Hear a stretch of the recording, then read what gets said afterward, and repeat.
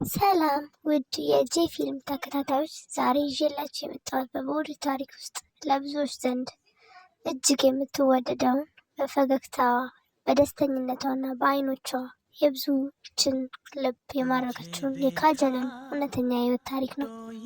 ካጆል በስክሪን ላይ የምናውቃት ተጫዋች ብቻ ሳትሆን ከጀርባ እጅግ የሚገርሙ ውጣ ውረዶችን፣ የፍቅር ሚስጥሮችን እና ማንም የማያውቃቸውን አስገራሚ የህይወት ታሪኮችን ያሳለፈች ጠንካራ ሴት ናት። እስከ ቪዲዮ መጨረሻ ድረስ አብራችሁ ቆዩ። ለቻናላችን አዲስ ከሆናችሁ ሰብስክራይብ ማድረጋችሁ እንዳይረሳ።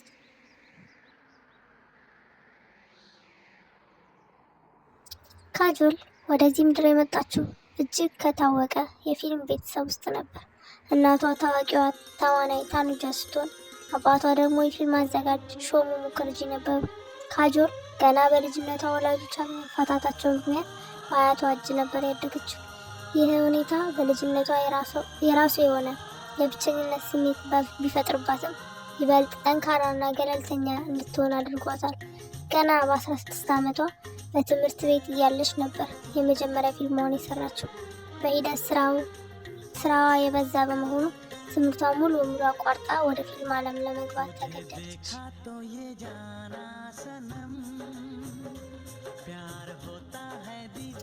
ካጆል 1990ዎቹ የቦሊውድ ፍጹም ንግስት ለመሆን የበቃች ሲሆን በተለይ ከታዋቂ ተዋናይ ሻሩክ ካን ጋር የነበራት ጥምረት በቦሊውድ ታሪክ ውስጥ እስካሁን ድረስ አልተደገመም።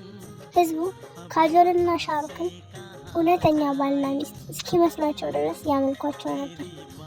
አሁን ካጆል በህይወቷ የሰራቻቸው እጅግ ዝነኛ ፊልሞችን በዝርዝር እንመልከት።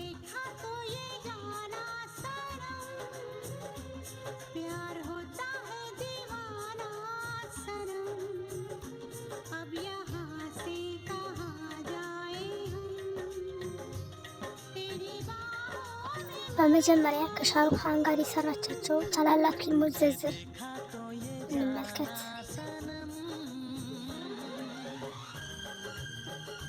የመጀመሪያው ፊልሟ ባዝጋር የተባለ በ1993 ዓ.ም የተሰራ ሲሆን ከሻሩክ ካን ጋር ለመጀመሪያ ጊዜ አብራ የሰራችበትና ትልቅ እውቅና ያገኘችበት የወንጀልና የፍቅር ፊልም ነው።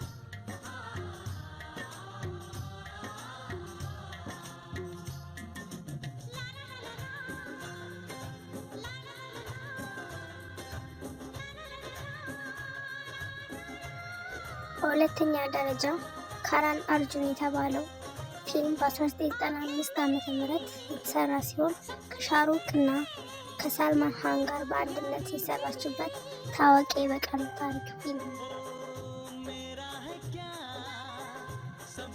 በሶስተኛ ደረጃ ዲልዋሌ ዱልሃኒያ ጃየንጌ ወይም ዲዲኤልጄ የተባለው ፊልም በ1995 ዓ.ም የተሰራ ሲሆን በህንድ ፊልም ታሪክ ውስጥ ትልቁን የፍቅር አብዮት የፈጠረ ፊልም ነው። ይህ ፊልም በሙምባይ ሲኒማ ቤት ውስጥ ለ25 ዓመታት ያህል ሳያቋርጥ በየቀኑ ይታይ ነበር።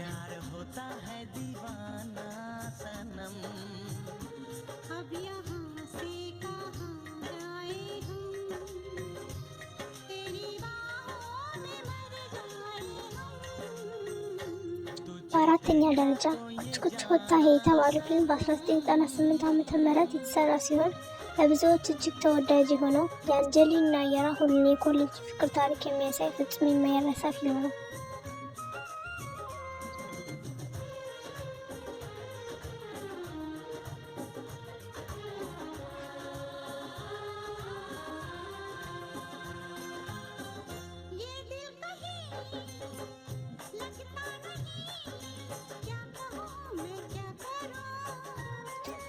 በአምስተኛ ደረጃ ካቢ ኩሽ ካቢ ጋሚ የተባለው ፊልም በ2001 ዓ.ም የተሰራ ሲሆን የአሚታቭ ባቻን፣ የሻሩክ ካን፣ የካጆል እና የሌሎች ትልልቅ ከዋክብት የቤተሰብ ፍቅርን ያሳየ ታላቅ ፊልም ነው።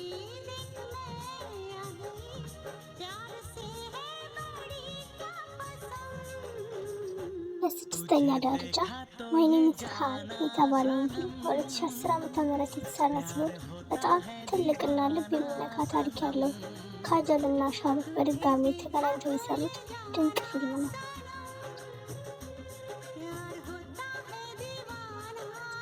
በሰባተኛ ደረጃ ዲልዋሌ የተባለ ፊልም በ2015 ዓ.ም የተሰራ ሲሆን ከዓመታት በኋላ ከሻሩክ ካን ጋር ተመልሳ በፍቅርና በድርጊት የተጣመረችበት ፊልም ነው። አሁን ደግሞ ወደ ካጀል እውነተኛ የግል ሕይወት ታሪክና ከባለቤቷ ከአጄይ ዴቪጋን ጋር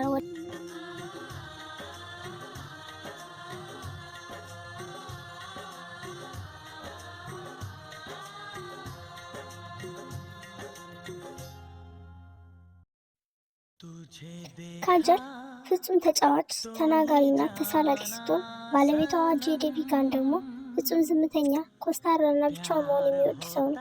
ለመጀመሪያ ጊዜ በ1995 ዓ.ም ሁልቹል በተባለው ፊልም ሲገናኙ ካጀል ይህንን ሰውዬ ትንቀው ነበር። ነገር ግን ይህ ፍጹም ተቃራኒ ባህሪ ያላቸው ጥንዶች በሂደት ተዋደው 1999 ዓ.ም በሰላም ትዳር መሰረቱ። ካጀል ከባለቤቷ ከአጄይ ዴቪጋን ጋር በርካታ ፊልሞችን የሰራ ሲሆን እነሱም በ1995 ዓ.ም የተሰራው ሁልቹል፣ በ1997 ዓ.ም ከአሚር ካን ጋር በጋራ የሰሩት እጅግ አስቂኝ ፊልም እሽቅ፣ በ1998 ዓ.ም የተሰራው ፕያር ቶ ሆና ሂታ እና በ2008 ዓ.ም አጄይ ራሱ ዳይሬክት ያደረገውና ካጀል የመርሳት ህመምተኛ ሆና የሰራችበት ዩሚ አውር ሁን እንዲሁም በ2020 ዓ.ም በህንድ ቦክስ ኦፊስ ላይ ታላቅ ስኬት ያስመዘገበው ታኒ ሃጂ የተባለው ታሪክ ፊልም ይጠቀሳሉ። ከነዚህም በተጨማሪ ካጀል ሽልማት ያሰጧት ሌሎች ድንቅ ፊልሞች አሏት። በ1997 ዓ.ም ጉብት በተባለው ፊልም ላይ ለመጀመሪያ ጊዜ በክፉ ሴት ገጸ ባህሪ በመጫወት የምርጥ ክፉ ተዋናይ ሽልማት አግኝታለች። በ1998 ዓ.ም ዱሽማን በተባለው ፊልም መንትያ እህትማማቾች ሆና በድርብ ባህሪ ተውናለች። በ2006 ዓ.ም ደግሞ ፋና በተባለው ፊልም ከአሚር ካን ጋር አይነ ስውር ሴት ሆና እጅግ ልብ የሚነካ ታሪክ አሳይታለች። ካጀል በሕይወቷ ውስጥ ትልቁ ፈተና የሆነው ግን የእናትነት ጉዞዋ ነበር። ካጀል የመጀመሪያ ልጇን ለመውለድ ስትሞክር ከማህፀን ውጭ የሚፈጠር እርግዝና አጋጥሟት ነበር። ይህ በሕይወቷ ውስጥ እጅግ አስቸጋሪና ልቧን የሰበረ ሕይወቷን ጭምር አደጋ ላይ የጣለ አስለቃሽ ክስተት ነበር። ነገር ግን ያንን ፈተና በጽናት አልፋ ዛሬ ናይሳና ዩግ የተባሉ የሁለት ልጆች እናት መሆን ችላለች። ካጀል ለትዳሯና ለቤተሰቧ ቅድሚያ ለመስጠት ስትል በስኬት ማማ ላይ እያለች ከፊልም ዓለም ድንገት መራቋ ለቤተሰብ ያላትን ትልቅ ክብር ያሳያል። ውድ የጄ ፊልም ተመልካቾች ስለ ካጀል እውነተኛ የህይወት ታሪክና ፊልሞች ያላችሁን አስተያየት ማካፈል ትችላላችሁ። በሚቀጥለው ቪዲዮ ስለ የትኛው የቦሊውድ ተዋናይ ታሪክ እንዲሰራላችሁ ትፈልጋላችሁ? ዚንታ፣ ሰልማ ካን ወይስ ሌላ? አስተያየታችሁን ኮሜንት ላይ ጻፉልኝ። ቪዲዮውን ከወደዳችሁት ላይክ እና ሼር ማድረጉን አትርሱ። በሚቀጥለው ቪዲዮ እስከምንገናኝ ድረስ